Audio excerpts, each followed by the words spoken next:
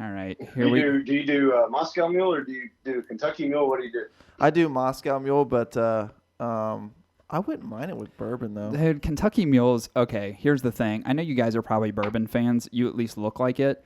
I just cannot get. I can't get into the Kentucky Mules. I just can't. I cannot do it. I don't know why. I like a traditional Moscow Mule. I drink way too many of those fuckers. Actually, I think I had like 7 or 8 of them yesterday. Bro, have you had a Canadian Mule? What, with like Canadian spice whiskey? That sounds terrible. No. It puts in Crown Royal apple. Oh, God. Come on. Yeah, I love how so sweet. I love how the collective voices that weren't Chris were like, "Oh, this is fucking terrible." That's fucking. You're asking for diabetes on that one. It's so fucking sweet. That has Yeah. hangover written all over it. Oh my, that's got a death hangover. I don't do vodka because one, vodka for some odd reason makes me really fucking. No, you don't need to get into it, Denny. Makes you angry. Care. Were you gonna say makes you angry? It makes me very horny. Oh. All right. But, well, hey, guess what? You can't just say that and gloss right over it. So I'm going to ask you to provide a little bit of context to that. Is it all white liquors or just vodka? Just vodka. For some reason, I don't know why, but it's like I walk around with like a half chub all the fucking time. Was that time you tried to kiss me by accident? Well, no, I was sober.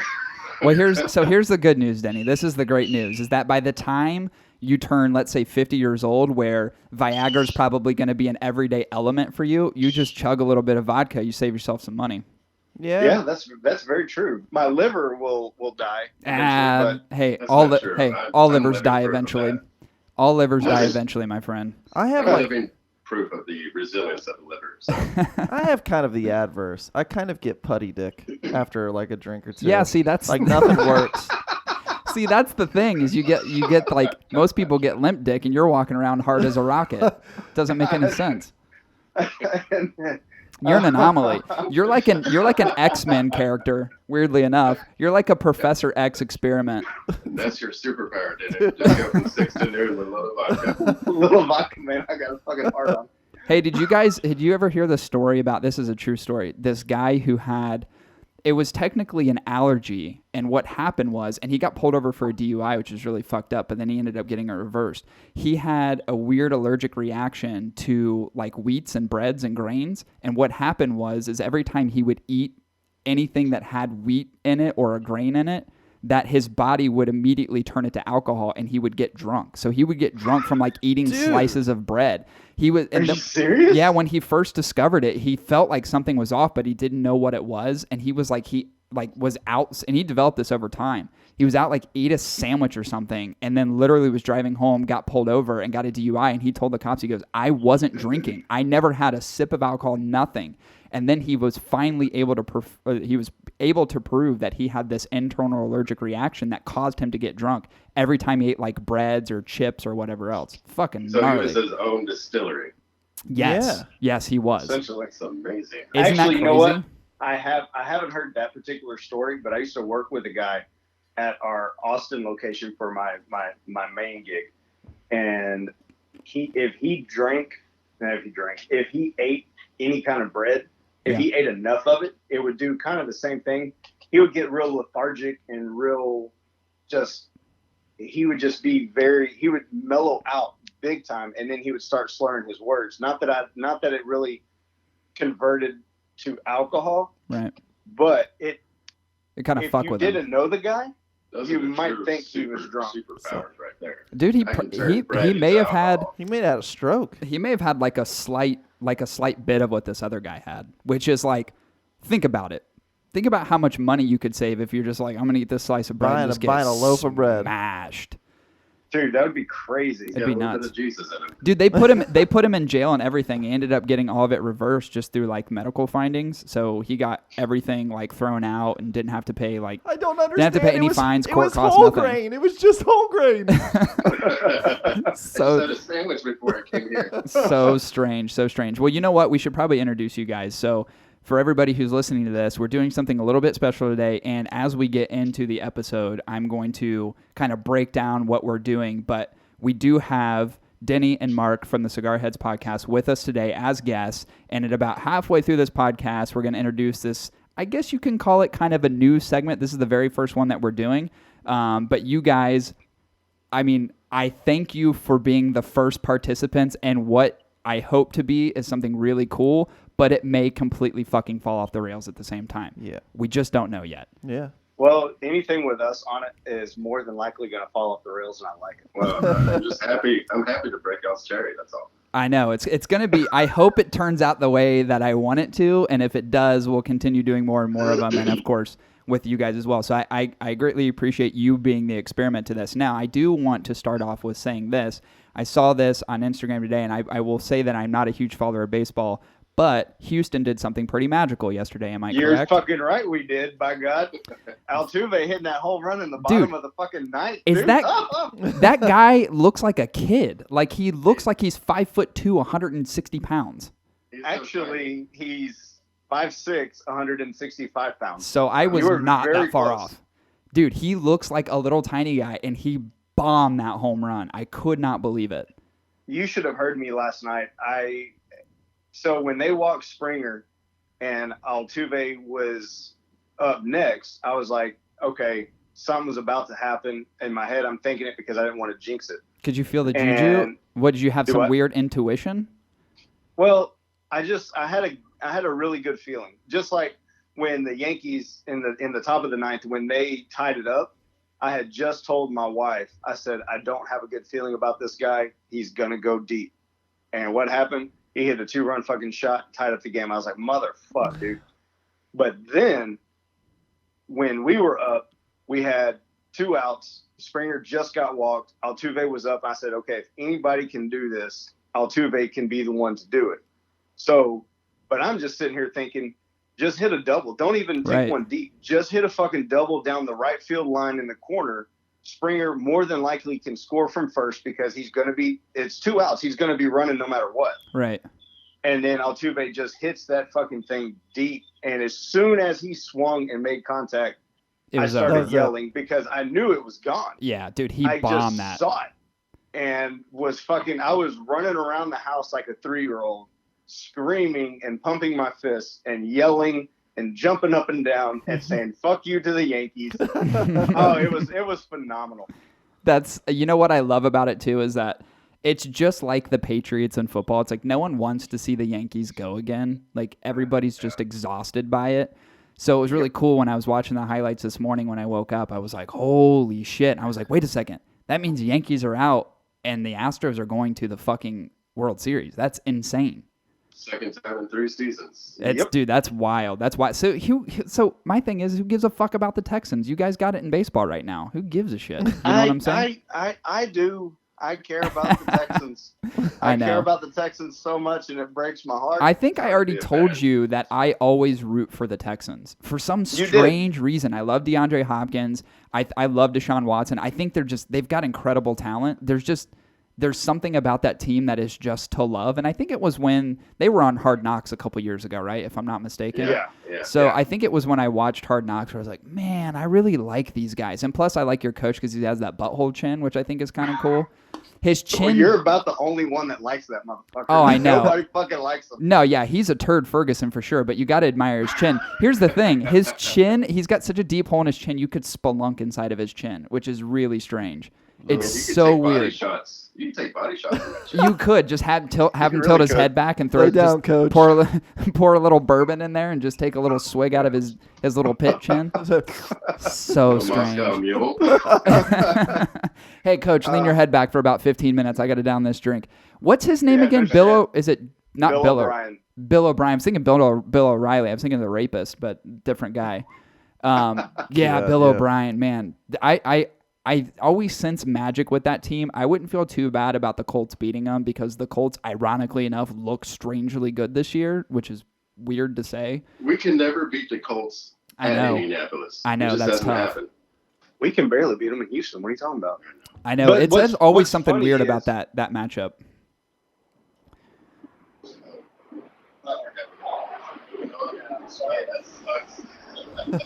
Is that an air? Do I hear an airplane in the background? There's an air show actually going on right now. That's going to be real interesting. That's fucking awesome. I live probably 5 miles from an Air Force base called Ellington Field. Here's so the thing. anytime they do the Blue Angels or any kind of air show, I hear that. Well, call it No, out Frank. play by play. I want to hear, like, if there's an A-10 flying by, I need you to yell it.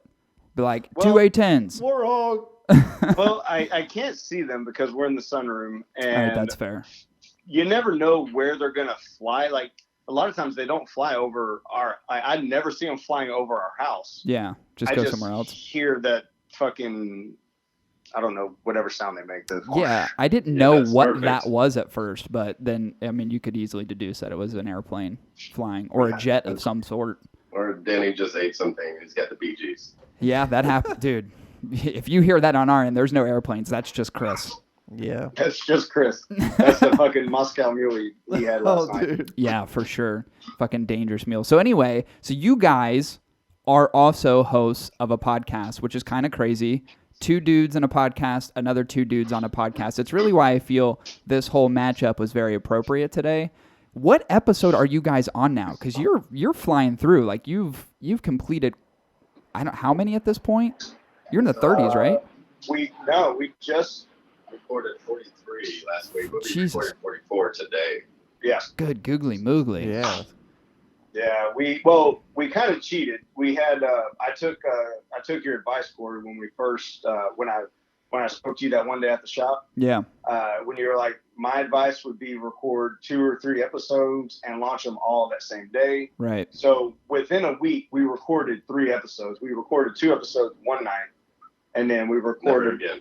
No. Never again. Well, Yeah. today actually we're doing 2 episodes. But this is completely different, though. We're Yeah, just that's talking. true. Well, you get to be the guest. Like the pressure's off of you and on us. But Bullshit. that's no, come on. Bullshit. So Joe Rogan, I listen to his podcasts religiously. He records all in the same fucking day, and he does 3-hour podcasts. I'm like, how? Dude, I would be mentally exhausted. It's tough for me to get through one. And now I get it. He's got a producer that does all. He just has to talk. Like I understand that. But god damn, man, that's just a lot of fucking talking in one day.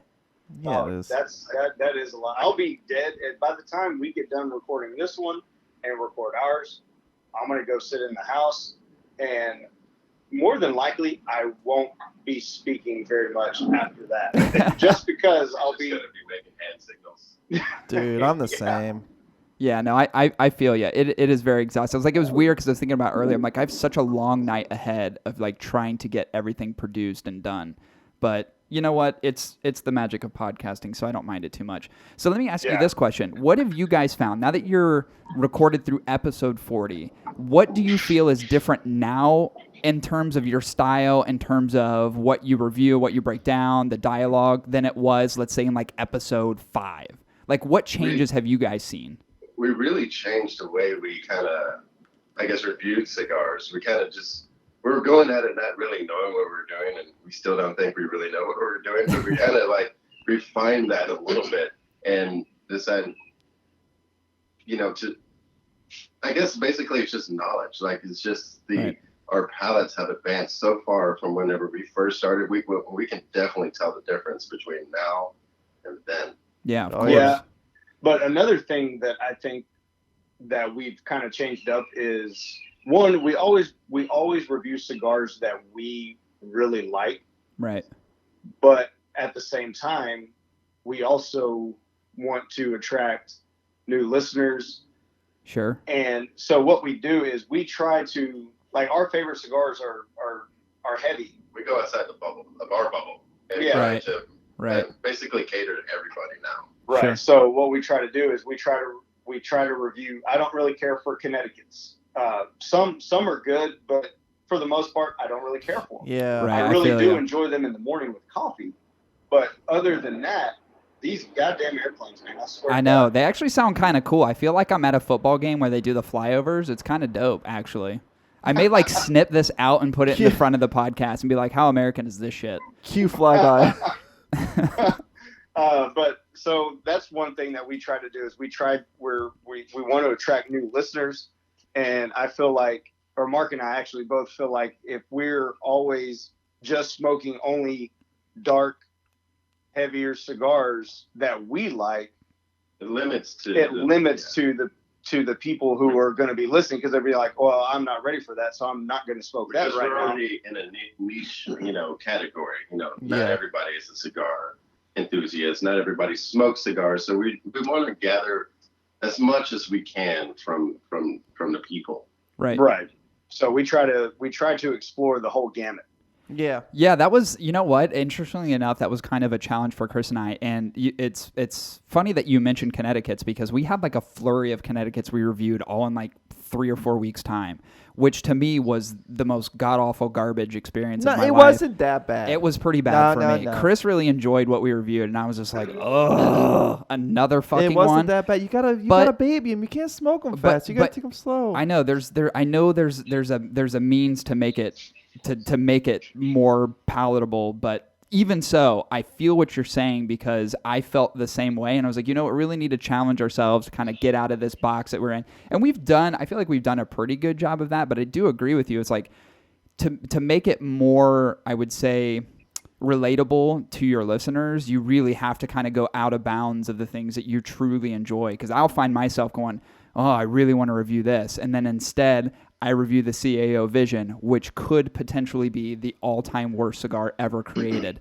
So it's like, really, really trying to just like, hey, I know it just through the industry, and I know people don't really like this cigar. It doesn't really, it's like we have to give it a solid chance. I think as reviewers, and essentially with you guys as well, you have an obligation to do that. Listen, we all want to be sophisticated, right? We want to be world travelers of cigars. And in order to be sophisticated and cultured and educated, you got to smoke the bullshit too. Yeah, that is true. You do. Have you guys tried the Caldwell, the Last Czar? Yeah. You know what? I almost in 2017. I smoked one a while ago, but I have one in my humidor right now, and I had it in my hand, and I said, I'm going to smoke this. And then I put it down, and I smoked something else. That was like 3 days ago. It's not bad. Enough. So far, out of all the cigars we reviewed, that one bombed the worst. Really? We so hated that so cigar. so check this out, and it might have been a fluke, but when episode 3 we reviewed that cigar, and I had it the first night I had to chief on it just to keep it lit. The flavor that's terrible. was great, and it was oily. It was the flavor wise, the cigar was fantastic. Yeah. But I had to chief on that thing to keep it lit. Yeah. Marc, however, was smoking on it, and his kept going out. Oh, and he was having major issues with it.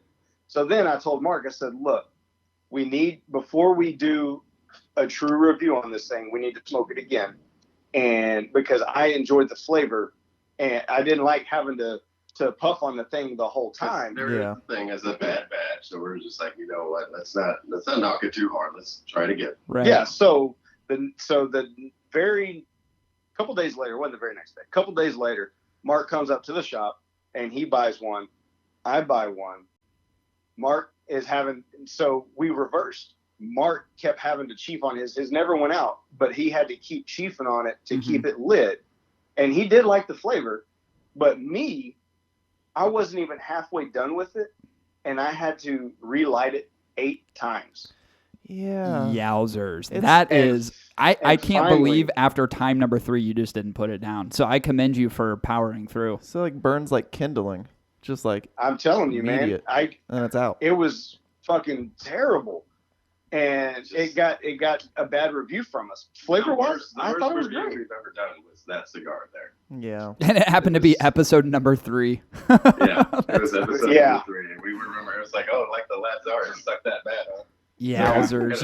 And here's the thing. I commend you guys for giving it another chance too, because there's often times where Chris and I will smoke something and it may not get the most favorable review, but we actually are going, and we've talked about doing this before, just going back to ones that we've had previously and just kind of doing a redemption review. Because here's the thing, like in terms of things like construction and burn, there's certain things, I mean, yeah, you can call it an error on the roller's part, but then there's also adverse environmental conditions, as you guys know, that will affect a cigar, like being over humidified or being under humidified, right? There's other aspects to it outside than the ones that are man controlled, if you will. So I think it's always wise to kind of go back to something, even if you aren't going to post another review, but just to kind of like for your own thoughts and your own criticisms, revisit it, smoke it again. If you experience the same things, then you kind of know where that's leading your head. But if it smokes like a champ the next time, in the case of, the last czar, it didn't for you guys, but if it does end up smoking good again, you at least have it's got some redemption. Yeah. There's redeeming qualities in it. Give it a chance. Give it its Rocky 2 moment, right? Yep. Rocky went up against Apollo. It's kind of tied. Didn't know if he was going to win. But Rocky 2, he won. Sometimes you just got to give the underdog another chance. Well, when I very first got into cigars, when I went to a cigar shop, I was talking with the owner and so I just want him to fucking stop. I'm not even gonna lie. Dude, what do you have, like a Harrier jet over your house right now? I'm telling you, man, it's fucking. I'm sorry, guys. Oh no, dude, it's all good. You know what? This is all part of the experience. So this is how the things are here in Texas. Oh. Yeah. Hey, stop it with the fucking nice weather, dude. Then you don't have to worry about it. Jets don't fly in the cold, do they? Yeah, they probably do. I don't know, but at this point, I just want it to be cold because I'm sweating. Well, you 90-something degrees here. You guys are sitting comfortably at 80-something degrees. Well, yeah. I'm also sitting comfortably in an air-conditioned room as well, so I've got that going for me. But I'm still sweating. But you guys don't smoke cigars alcohol. while you do the podcast, right? We don't smoke cigars while we do the podcast. We just don't have an operational room that's conducive for it. Like you, I have like a 3 Seasons room out back, but with the temperature swings that we get here, it's just not like the sun will set in my backyard and it makes it fucking like an oven. Dude, an oven. I mean, there's times where I took an internal temperature inside that room. One time I was installing a TV, like hanging it on the brick wall out back, and this was like a month ago, 2 months ago. It was 127 degrees in the back room. Jesus Christ. I was pouring sweat. Like, I looked like I just gotten out of the shower. He has these, like, faux lanterns that are, like, hung up in there as well. But they're, like, LED lights, but with real wax. Yeah, it's like real wax candles. All of them are melted. They're just, like, drooped and melted over. And sitting at the base of It's that freaking hot in that room. And right now, I mean, it's 78 degrees here. Like, that room right now, because it's almost 5 o'clock our time, is going to be steaming hot. But as soon as the sun goes down, it'll be nice and cool. I go out there and watch football. It's perfect when the sun goes down, but you got to wait for the sun to go down. Otherwise, it's basically a sauna. Yeah. Yeah. Fuck, I had something to say. Oh, if you smoked inside, your wife would kill you anyway. Yes, that is a fact. And I'm actually getting the basement remodeled soon, which will be in the new podcast studio. So I'm actually getting it outfitted like a legit area. And I tried. That's so exciting! Like that's our dream right there. Is to just get a podcast studio. Yeah, it's just one of those things. It's been a long time coming. Like the space that we're in now is pretty conducive for it in the way that we do shoot video, but we're wanting to kind of expand what we do a little bit more and make it even better, a better environment, I guess, for both audio and video. And where we're at now, we're just a little restricted. So that process will start in December. So I'm super stoked for it. But it's also kind of a pain in the ass at the same time because it just means more shit that I've got to do. I wish there wasn't like video elements and all that stuff were not, advantageous for listening, or for listeners, for audiences, but they are. Like for whatever reason, people are like, why don't you guys shoot video? I'm like, God. Yeah, we're actually going to be starting video in January. Oh, hell That's yeah. our 1 year. Hell and yeah. we decided, hey, season 2. Dude. Let's start some video. Yeah. It's weird. People really attach to the idea that they can visually see you. Like that representation, it like creates an attachment. It's super weird. Like they can hear your voice, right? And they love listening to you. But like even Chris is like, I would say is a pretty good example of somebody who watches podcasts. I don't personally, but he is someone who will actually go and find a podcast and watch it on YouTube as opposed to listen to it on iTunes. So, which is strange to me, wow. but I like to see their way. mannerisms and their facial expressions. I get it. It makes it a little bit different. I understand that. So do y'all notice how excited Mark was about the whole shooting video shit? And I didn't say a fucking word. Denny's not excited about it at all. Denny will love it. Just keep drinking that bourbon, dude. Yeah. You'll be good. I'm gonna have to. You got baby blues, man. People love that. Yeah, dude, you do. It's weirdly enough, you do have some good looking eyes, which is weird. It's so weird. I actually have a question real quick, and then we'll actually get into the segment. Mark, are you of Spanish descent? I am. No, he's Mexican. Oh, God. Is that not the, No, I'm just is that not one and the same? Because I was thinking about it. I was like, well, just because your last name, and obviously I've seen pictures of you, but I couldn't really tell. I mean, Denny's easy to peg. His last name is White. He's the whitest human being. He's got blue eyes. But I'm not fucking white, bro. Dude, but here's the thing. It looks like No, we're not getting into this. it looks like you were birthed from a saltine cracker. That's how white you look. Like, I'm not kidding. It looks like a can of Miller Lite gave birth to you. So you're the whitest human being with those baby blues. Trust me, as someone who has blonde hair and blue eyes, dude, we're on the same level. We're on the same level. But anyway, we've got to get into this next segment. So before we do so, we're going to take a quick break. I'm going to reset some stuff, and then we're going to get into it. So everybody hang tight for just a minute.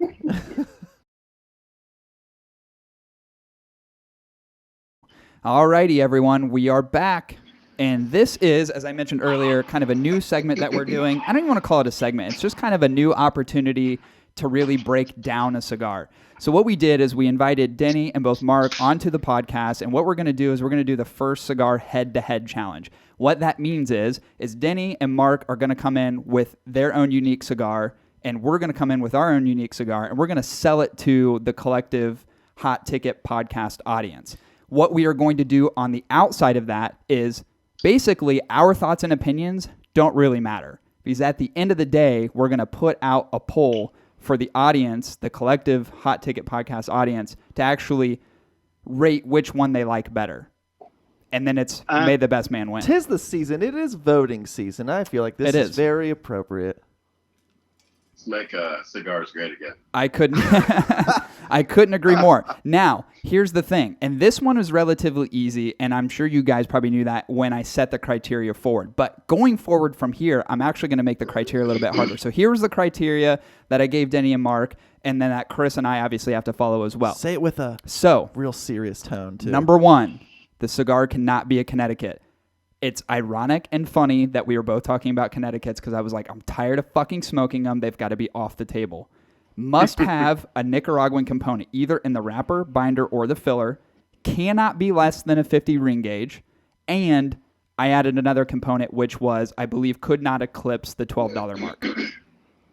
Which, I'm glad you put that on there because one of the other cigars that I was going to choose was going to be about double that. And then I got to thinking about it. I was like, you know what? Not everyone can have this price range of a cigar. I mean, I can't. I'm going to knock it down. No, and you know what? Here's the thing, is because you asked me that originally, and I was like, no, leave it open. But then I was like, wait a second. If they pull on a Davidoff, we're fucked. Or if you pull on a Padron, we are absolutely screwed. And I was like, I don't want to do that. So let's even it up a little bit better. Now the irony is, and I'll let you guys introduce your cigar. The irony to this whole thing is both of us chose Crown Head cigars for this head-to-head challenge. We did. Marc and I actually chose my all-time favorite. This wasn't planned at all. This was pure accident. It wasn't. Yeah. It really was. When Cory and I were talking the other day, I commented on a photo of his. He was like, just do not choose this cigar. I said, I was thinking this motherfucker chose that fucking cigar. We almost did. But we went with my personal favorite Crown Heads, which is the La Imperiosa. It's hands down my favorite Crown Head cigar I have ever had. And I've had almost their whole fucking line. So this is like an Obama and Hillary debate. You know what's weird about this? Yeah, like Democrats can't lose. Crown Heads cannot lose in this whole thing. No matter which one wins, they come out a winner, right? So the interesting thing about this is I was really hoping that you would pick a cigar that I know I'd be able to pick apart and go, but no. But you picked the fucking La Imperiosa, you assholes, which is also one of my favorite cigars. You still may be able to pick apart this and be like, this motherfucker has no idea what he's talking about.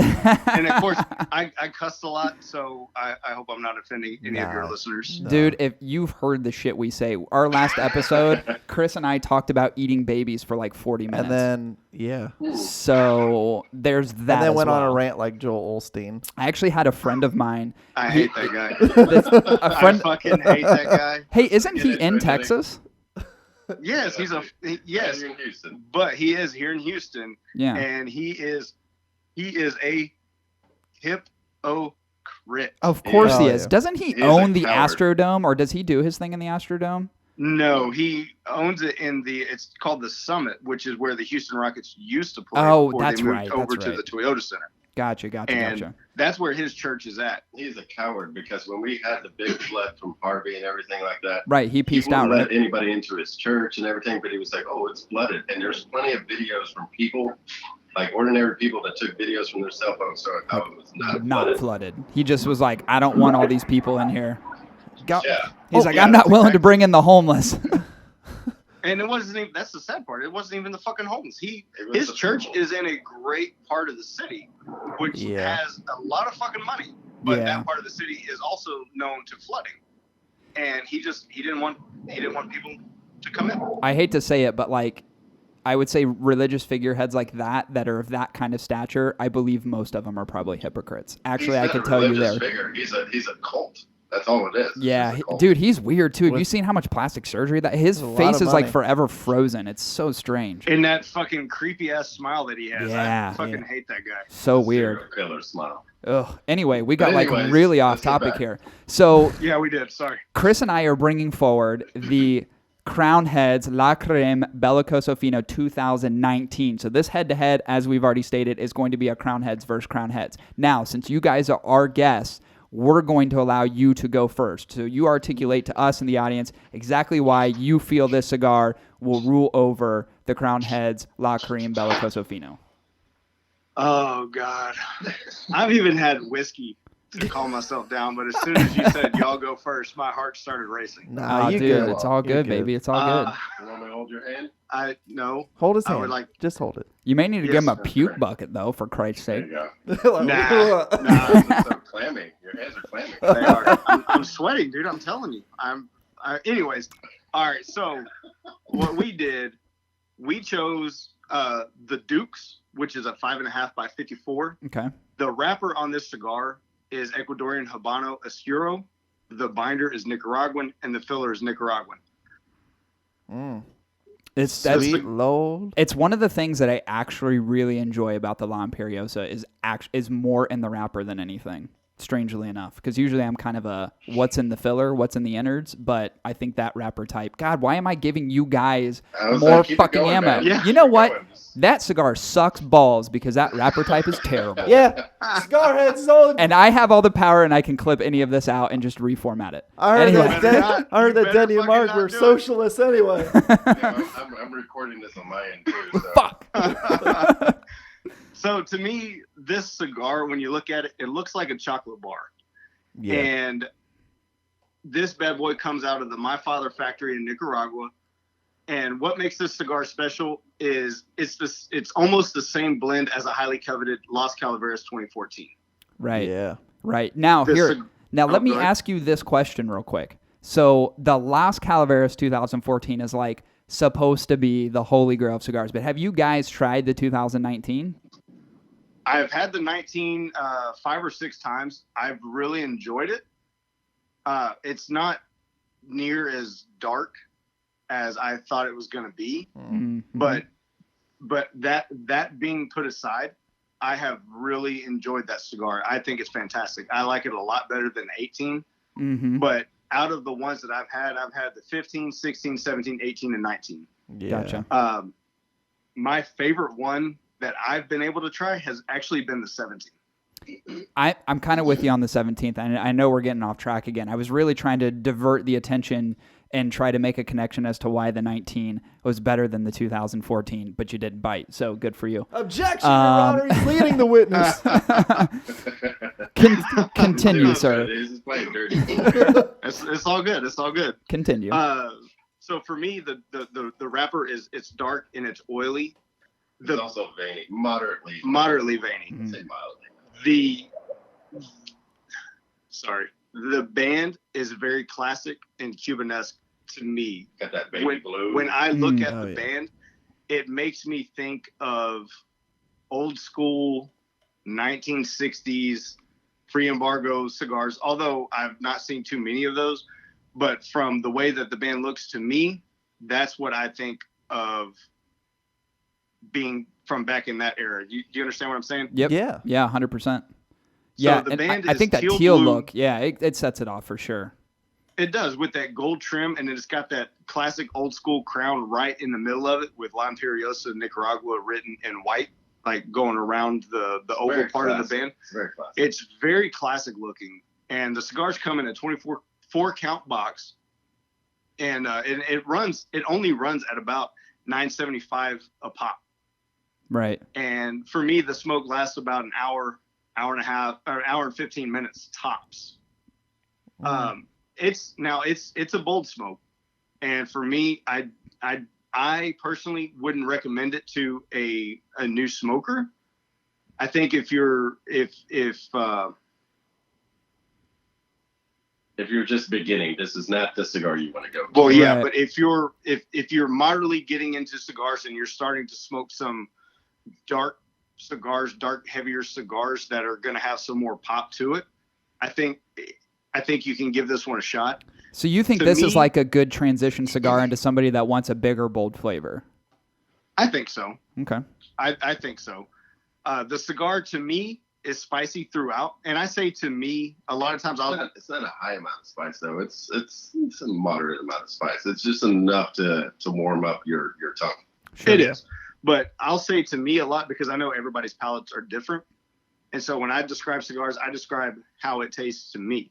Sure. And not necessarily what Marc's going to taste, because a lot of times Marc and I will get some of the same flavors, Okay. but we won't get a lot of the same because I get a lot of sweetness out of cigars, and Marc is like, how the fuck do you get sweet? I Right. don't know. How the fuck are you tasting chocolate? It's right sweet. Well, so that sparks my curiosity, Marc. What are some of your thoughts on the cigar? So why is this one? If you guys bring it forward, you have the confidence, all the confidence in the world. It sounds like there's probably a little bit of disparity in the flavor. So, Marc, what did you get out of this cigar? Actually, surprisingly enough, we did not dispar too far as flavor-wise as we usually do All on right. other cigars. We this cigar has a dark tone to it. It's got a little bit leathery, a little bit of earthiness, and there's a slight sweetness to it. And that slight sweetness is actually really brightens up the flavors to it.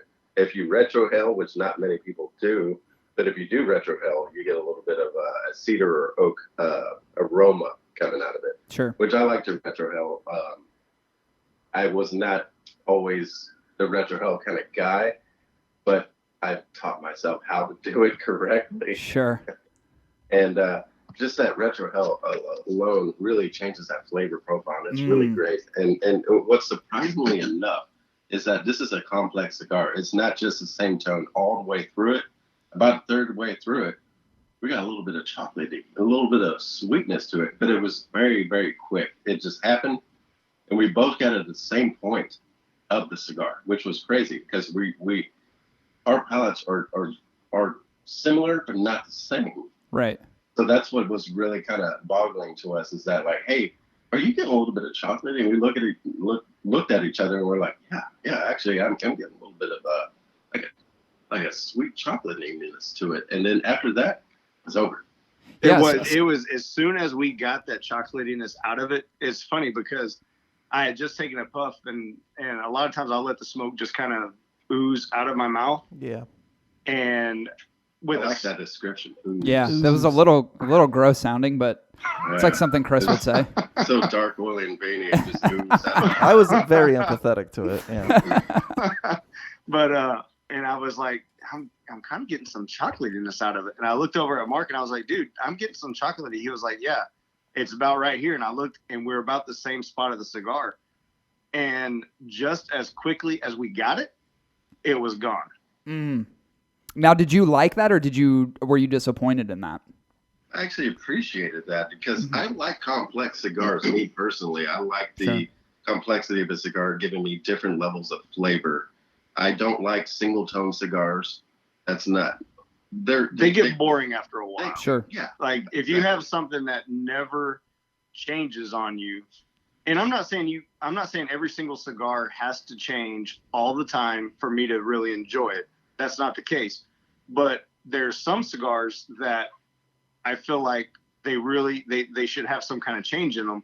Right. To where I can appreciate that. There's some cigars that we smoke that are just almost like one note, to where they never fucking change. And that can be good if that one note is great. But Right. if that one note is annoying as fuck. Yeah, Chris and I talk about that all the time. We're like, sometimes, you're wishing and wanting for a dynamic cigar, something that changes. We always talk about it's like riding a roller coaster, right?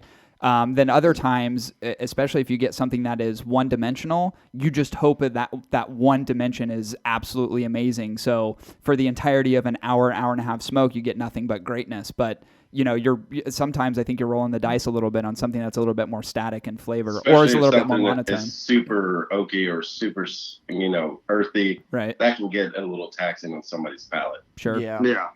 There's times that we'll smoke a cigar, and when we record, I always smoke at least one. Sometimes I'll smoke two, but if I have one that just fucking catches my palate, then I'm like, well, I'm done with my cigars. Now I'm bored because I can't smoke another cigar, because if I do, I'm not going to taste shit anyway. But that's the great thing about the La Imperiosa, though. It does not bore you. It has complex flavor. It changes throughout the entire cigar. Right. It does. It's a fantastic smoke. And in all honesty, the one that you guys chose is one of my favorites by the Crown Heads. My second favorite is the original La Carême. Mm-hmm. But my all-time favorite from the Crown Heads is actually the very first one that I smoked is the La Imperiosa. So coming in at $9.75 a pop, to me, it's not bad for about an hour and 15 minutes of straight fucking heaven. It's got great construction. Construction was phenomenal. Yeah. Burn, I didn't have any burn issues. And I had a little bit. Also, I was smoking a Robusto, which is my favorite size. I had a slight little bit of canoeing or anything like that, but it corrected itself as I smoked it down. They do, which is always a wonderful outcome. It is, actually. Absolutely. So I will say this. I absolutely respect the fact that you came in with the La Imperiosa, because here's the thing. I had not thought about it, but now that you're mentioning it and this is what you guys brought forward and you're articulating what you love so much about it, I'm like, fuck, dude. It like, I'm reminiscing on all the times of which I've smoked that cigar, which are way too many to count. Boxes. And I just go, God damn. You know what I admire about it? Not to give you guys any more fucking points here. Well, just keep it going. The level of consistency with that cigar over a long period of time is perhaps, and I think it's why it's still such a popular cigar today. Anybody who had that cigar and tried it 4 or 5 years ago, I think still today would look at that cigar and go, it's just as good. I can pick it up at any moment in time. It's just as good. Who's done that? There you go. It really is. Every time that I've had it, every single time, it all tastes the same. And the I love this cigar. Is amazing. Right. That's the biggest thing about it, is that consistency of the cigar. Because Denny, you've had it, I don't know how many times. I've had it a couple of times now.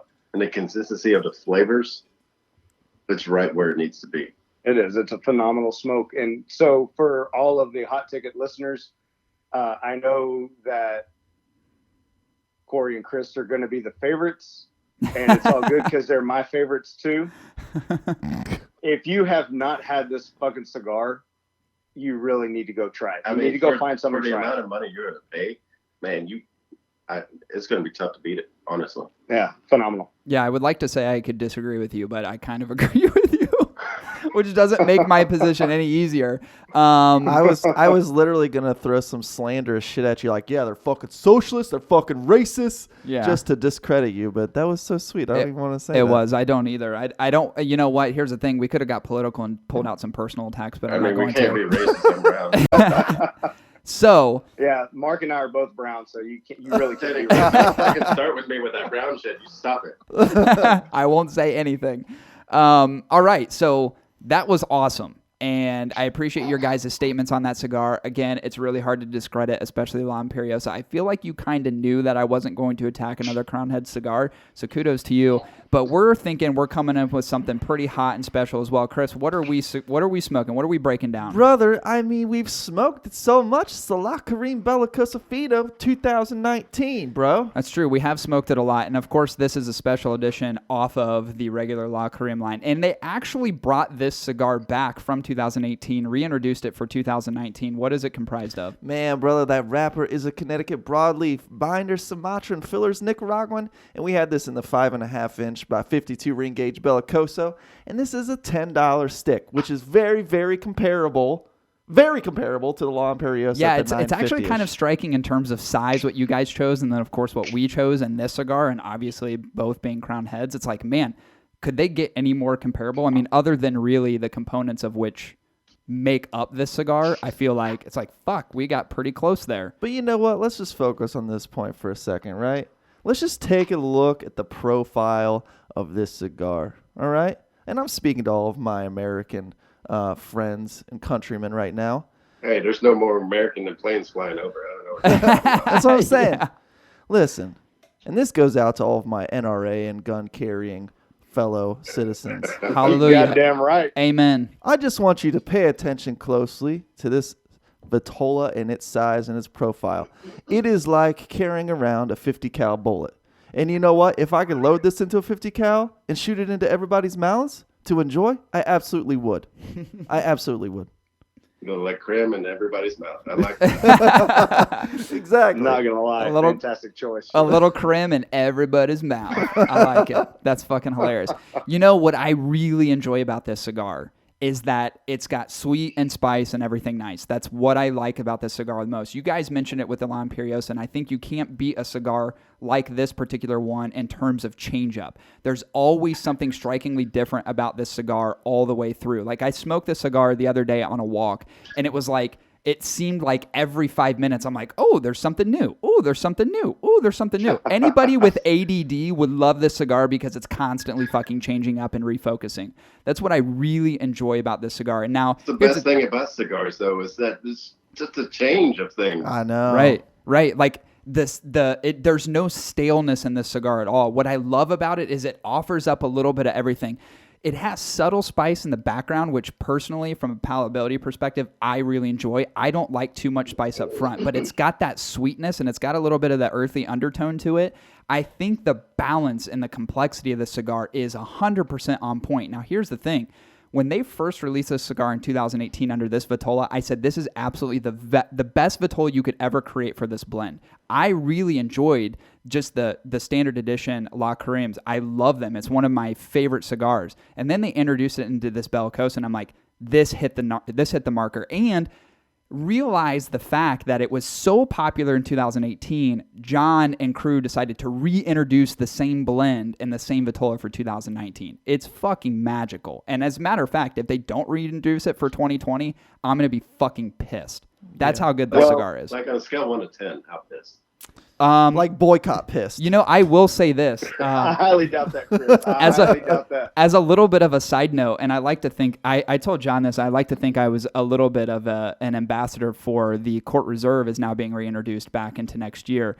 And I remember at one point, someone like had threw a fit and had told Miguel, like, this needs to come back. And I literally was like, dude, if you don't bring this back, I'm going to be pissed. Because the Court Reserve is one of my all-time favorites. I don't know if I'd put it in my Mount Rushmore, but it's close. I love that cigar so much. I'm like, if you don't reintroduce this, I'm literally going to throw a fucking fit. And then I think John ended up texting us and was just like, hey, FYI, it's coming back. And I was like, holy shit, this is great. Dude, that's badass, man. It's the Court Reserve is I almost chose that one. Dude, I almost chose that one. So I'm glad you didn't. Well, it's weirdly enough, it was like I thought about it and I was like, that could be a good one to go in with too. But I really think in terms of balanced flavors and having a different component through so many parts of the cigar, I really think you cannot beat this Belicoso Fino. I think it is so freaking good. And here's the other thing that I really enjoy about it too. And you guys mentioned with the La Imperiosa, you probably likely wouldn't recommend that cigar to a novice smoker. But with this particular cigar, and I think it's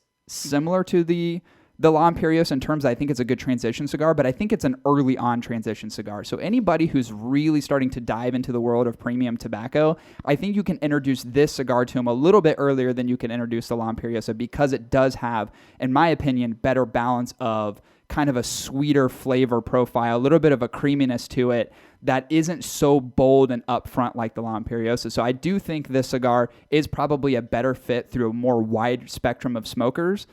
But in terms of overall flavor, it is. Yeah, I'll definitely give you that. I mean, they call it like creme for a reason. It is. It's very creme. creamy. It's a phenomenal smoke. Now, I will say this, and this is, I'm like taking point deductions away from us probably right now, but it's just something I really think that anybody who's smoking this cigar and actually caring for them and maybe potentially aging them, this cigar to me is actually one that's a bit finicky when it comes to terms of like actually caring for, meaning that I think you really need a lot of consistency and humidity. One of the things that I noticed in a couple that I've had, there was variations in how they were being controlled and managed. And I got a really, really wonky burn on one. Rapporteur? And this was something, no, it wasn't a rapporteur. It was nothing to do with construction. It was how I was managing the cigar, because I have, as you guys know, I have Tupperware. I've got 2 different wine adors that I use, and it was actually in something different and controlled in a different environment, and it actually ended up smoking. Weirdly enough, all the other cigars that I was storing in the same container smoked great, but for whatever reason, this one was finicky. But in a really nice controlled environment, something that's really keeping the humidity consistent, it will smoke perfectly. But I do think it's a little finicky if you kind of turn it over a little bit, or you have something in an environment that's a little bit inconsistent. Your Honor, that's my only Your gripe. Honor, objection. And you're stricken from the right, record, because it does matter how you store your cigars and of what course. flavors you're going to get from them. Absolutely, of course. And I'm glad you brought that up, because every person can have a different experience of their cigar depending on how they store them. Like me personally, I just recently got a Coolador, and I fucking love it. Oh, yeah, they're so great. I'm floored about how great everything is tasting coming out of it. It is amazing, and that's the way I won't ever go back. But for people that don't keep the right humidity levels, if it's too high, too low, you can have a discrepancy on the flavor. Yeah, you can have a discrepancy on all aspects of the smoking experience, which is that's what I was about to say. I try to control it as much as I can, but I did want to point out that this one seems to be a little bit more intolerable to those inconsistencies over some other cigars that I've smoked. What I really, and kind of in summary on this cigar, I really like that really thick Connecticut broadleaf wrapper. Now, I am, and I know Chris is, especially with Sumatran tobacco that's come out as of recent, there's something magical about it. It's like most Sumatran cigars I've smoked in the recent year have just been pure magic. So I really like that as a binder type for this cigar. It's not uncommon to have Nicaraguan fillers be a part of anything Crown Heads, but I just really think that the balance and complexity of this cigar, and of course the wide range spectrum of smokers who can really enjoy it, I think really put it at the top. To me, it was an easy choice for us to make in terms of this first cigar head-to-head challenge, because I think it just hits such a wide range of people, and in terms of flavors is palatable, could be palatable by most people. Listen up, listeners. I think it's important to say that if you treat your cigars like you take care of your children and your wife, and that's taken care of, you're going to have a phenomenal experience. Let me just point out this fact, Cory. I think it's important to mention this, that Cohenhead.com, I don't know who they are, but they also reviewed this cigar. And I just want to just point out the fact of how united we are as a cigar community that have appreciated this particular cigar. Cohenhead.com gave this a 93%. This Belicosos Finos, okay? Hot Ticket Chris, hey, that's me.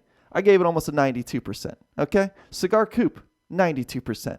Small batch, recommended, very favorable. Would buy a box for my friends. And I know Cigar Heads also reviewed this. I know it's a different Vitola. I get that. But I imagine it was favorable. Oh, it was very favorable at the time. I'm not gonna lie. I'm giving y'all points because I don't remember the exact score, but at the time that we reviewed this cigar, I think it was episode number 10, and we actually, because we wanted to describe the way that the cigar looked, and we wanted to throw that into account, we I think we gave this cigar like a 93. Oof. The original Yeah. La Carême, not the I'm Elite. saying that like the Imperiosa Nice. is a lot cheaper than, or not a lot cheaper, but it is cheaper than La Carême. Yeah. it is. I like it. And so here's the thing, and here's what we're going to do going forward. We're going to allow the audience to vote through a poll that we're going to put out here in this upcoming week, which one they like better, and that will be and decide the ultimate winner. I will say this. Hey guys, handies for everyone who votes for Cigar Heads. I'm just saying. We're going to keep track of this through the website as well. So all that information will be on the website. We're going to break down who's reviewing and what they're reviewing and so on and so forth. So we're going to put everything out. It'll be out live this week. Guys, I cannot thank you enough for coming on and being a part of our first head-to-head challenge. This was a fucking blast. Thank you for inviting us. Yes. This is an amazing opportunity. Absolutely. I actually had as nervous as I was, I had a lot of fun doing it. I actually think I described this cigar even better than I do on our podcast. Well, you better change that. I'm about to. I'm going to. That's You what son I of told a you bitch. before this fucking before we started recording. I told Mark, I was looking at all my notes and everything, and I said, dude, I'm describing this cigar better now than I do on our own podcast.